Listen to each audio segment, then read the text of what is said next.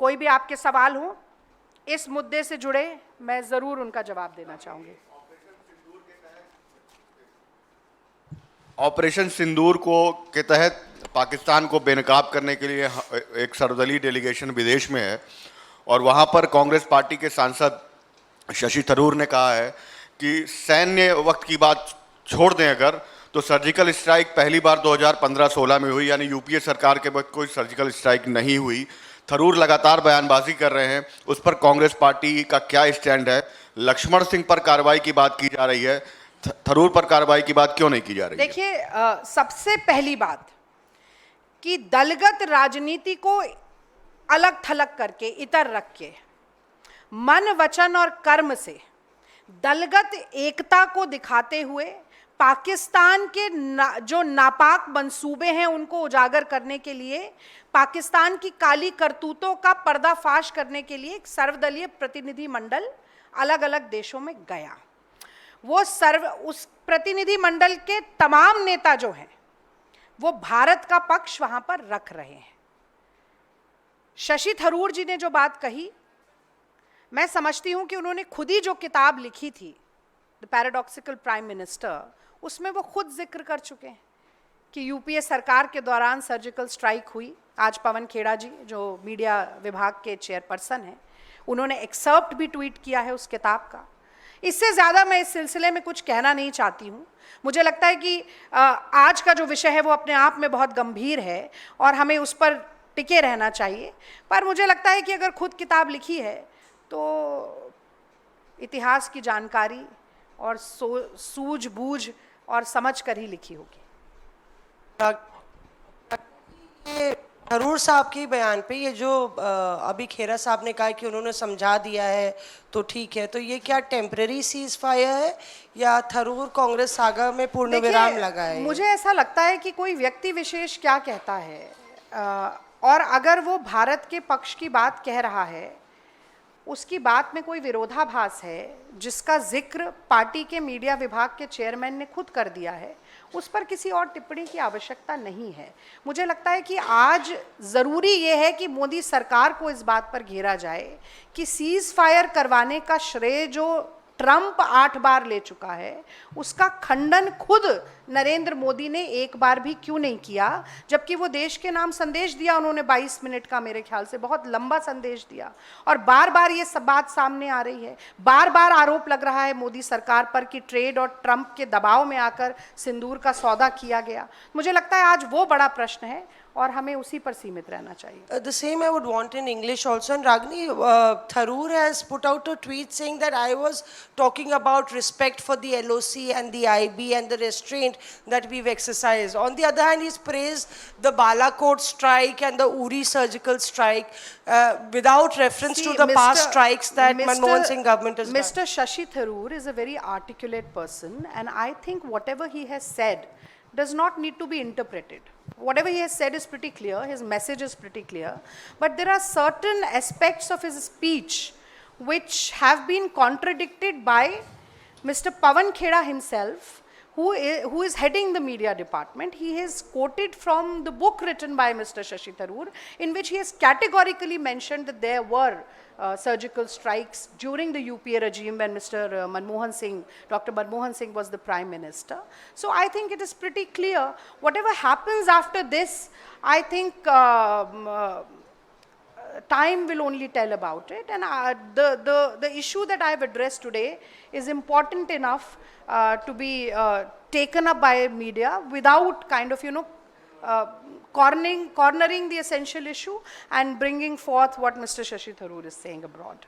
रागिनी जी, आप पार्टी की प्रवक्ता हैं और आपके ही पार्टी के नेता सुपर प्रवक्ता कह रहे हैं शशि थरूर को इस मसले पर, तो क्या सुपर प्रवक्ता जब आपने मान लिया है कि मोदी सरकार के हैं तो उनके खिलाफ कार्रवाई होनी चाहिए कि नहीं होनी चाहिए? देखिए, आप बड़ा आश्चर्य होता है मुझे कि इस देश पर, हमारी सरजमीन में 200 किलोमीटर अंदर घुस के दुर्दांत आतंकवादियों ने निहत्थे निर्दोष सैलानियों को मारा, पुंज में हमारे देश के लोगों को मारा, पर बार बार ये सवाल नहीं पूछा जा रहा है मीडिया की तरफ से कि आखिर उस चूक का जिम्मेदार कौन था, आखिर सीज फायर आपने क्यों करवाई, किसकी गलती थी, वो आतंकवादी अभी तक पकड़े क्यों नहीं गए, तीन लेयर की सिक्योरिटी वहां से गायब हो जाती है और किसी को मालूम ही नहीं है, कोई जिम्मेदारी लेने को तैयार नहीं है। शशि थरूर जी का वक्तव्य बहुत महत्वपूर्ण हो जाता है, लेकिन देश की सुरक्षा पर, देश की सीमा पर हमला करने में जो हमला हुआ, चूक हुई, सेना के बढ़ते कदम को रोका गया और पाकिस्तान की सेना को पहले से सूचना दी गई, जिसमें कि खुद विदेश मंत्री कह रहे हैं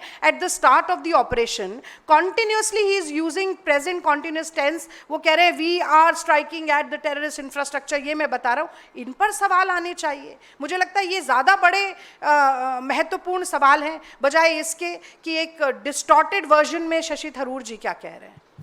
रागनी जी, शशि थरूर पर ही मेरा फिर से सवाल है, और सवाल इसलिए है क्योंकि आपके ही पार्टी के नेता, आपके ही दूसरे जो नेता है पार्टी के, उन पर सवाल खड़े कर रहे हैं।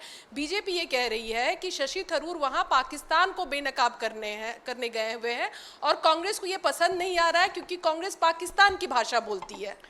भाई मुझे तो ये समझ में नहीं आता कि जिन्ना की मज़ार पर रोने वाले आडवाणी, निशाने पाकिस्तान जिसे मिला वो मोरारजी देसाई, इकलौते प्रधानमंत्री हैं देश के।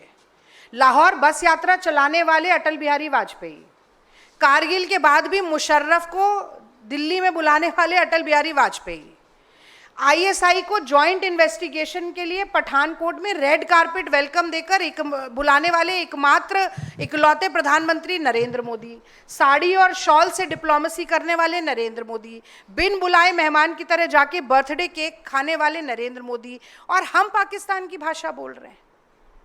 पाकिस्तान के साथ ये सारी करतूतें करने वाला कौन है?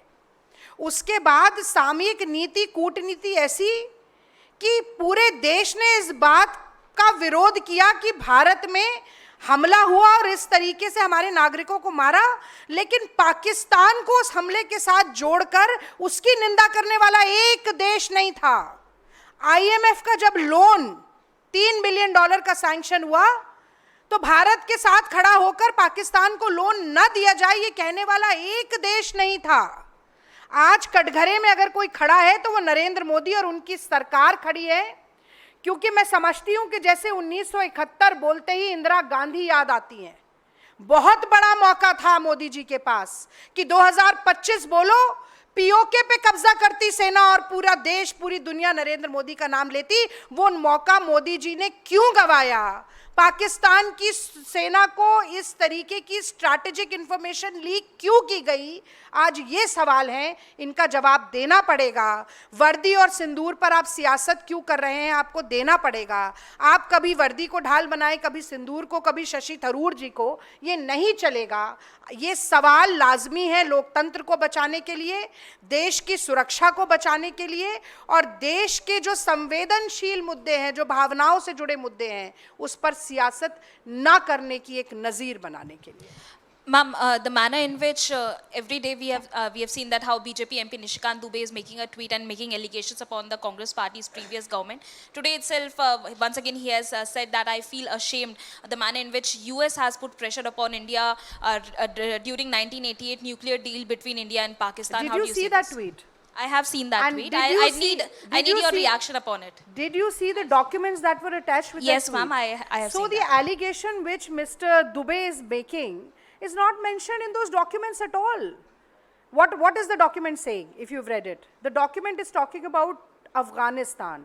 The document is talking about limiting nuclear weapons and talking to India and Pakistan about it. Nowhere in the document is there even a single line which validates the allegations made by Mr. Dubey. मुझे नहीं मालूम है कि उनकी अंग्रेजी में कोई दिक्कत है या उनके झूठ बोलने की लत है जिसके कारण वो ऐसी बात कर रहे हैं।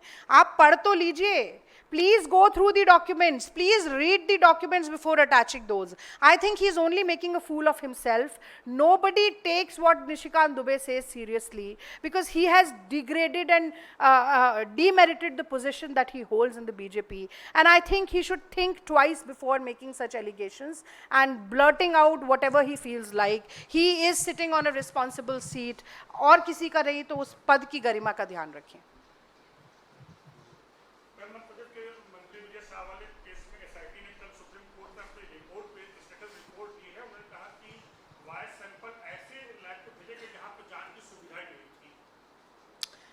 देखिए, मुझे लगता है कि जबलपुर बेंच ने बहुत साफगोई के साथ ये बात कही कि लंगड़ी लूली तो एफआईआर है अधूरी। उन्होंने कहा कि एफआईआर इस तरह से लिखी गई है कि प्राइमा फेसाई कोई ऑफेंस ना बने। और जब पुलिस इस तरह का काम करती है, पुलिस मध्य प्रदेश की मध्य प्रदेश सरकार के अंतर्गत आती है। विजय शाह मध्य प्रदेश सरकार में मंत्री हैं। आपको लगता है कि पुलिस ऐसी सख्त कार्रवाई उस मंत्री के खिलाफ कर सकती है? क्या नरेंद्र मोदी जी ने एक बार भी सोचा कि उनको पद से कम जब तक तफ्तीश चल रही है, जब तक सुप्रीम कोर्ट का कोई निर्णय नहीं आ जाता है, उनको पद से, उनके पदभार से हटाया जा सके? बिल्कुल नहीं। आप रोज डिबेट में देखते हैं, भाजपा के प्रवक्ता आते हैं, कहते हैं जी सब जुडिस मैटर है। अरे कोर्ट तो जो करेगा वो करेगा। मोदी जी क्या कर रहे हैं, मोहन यादव जी क्या कर रहे हैं? आप सोचिए कि इनके खुद के ठगबंधन के नेता चिराग पासवान कह रहे हैं कि अगर हमारी पार्टी में होता ऐसा व्यक्ति तो हमने उसे निकाल दिया होता। अपने ठगबंधन के लोगों की बात नहीं सुन रहे हैं। तो ये धृष्टता, ये ढीठता, ये हठधर्मिता किस बात के लिए? इस बात के लिए कि जिसने अपमानित किया कर्नल सोफिया कुरैशी को, उस व्यक्ति को मैं सजा नहीं दूंगा क्योंकि सोफिया कुरैशी मुसलमान है। भारतीय जनता पार्टी के कलबुर्गी के एमएलए हैं, वो वहां की डीसी को कहते हैं कि ये यहाँ की अधिकारी हैं या पाकिस्तान की अधिकारी हैं, क्योंकि उनका नाम फौजिया तरन्नुम है। विजय शाह के ऊपर जो धारा लगती है वही धारा महमूदाबाद के ऊपर लगती है। महमूदाबाद गिरफ्तार होते हैं, विजय शाह नहीं होते, क्योंकि वो महमूदाबाद हैं, ये विजय शाह हैं। तो इनके सर्वोच्च नेता जब कपड़ा देख के पहचान लेते हैं, घुसपैठिया बोलते हैं, कुत्ते के पिल्ले से तुलना करते हैं, तो संदेश यही जाता है ना कि हिंदू मुसलमान करना है। जो डिवाइड एंड रूल की पॉलिसी अंग्रेजों की थी, वो संघ और भाजपा उसी को अपनाकर सत्ता पर बनी रहना चाहती है। उसी के खिलाफ विनय नरवाल की पत्नी बोल रही थी, जिनको ट्रोल किया गया। तो नहीं होगी, भाजपा कोई कार्रवाई नहीं करेगी। वो चाहते हैं कि ये नैरेटिव और बढ़े देश में। Ma'am, just a question. Ma'am, it's regarding Shashi Tharoor. On my, Sir, I am very sorry. I have told about Shashi Tharoor. I do not want to take any more questions on that. वो बहुत, और ये जो आज का मुद्दा है, इससे आप मुझसे 10 सवाल पूछे, मैं नहीं, जवाब दूंगी। No more on Shashi Tharoor. Thank you, please. Thank you.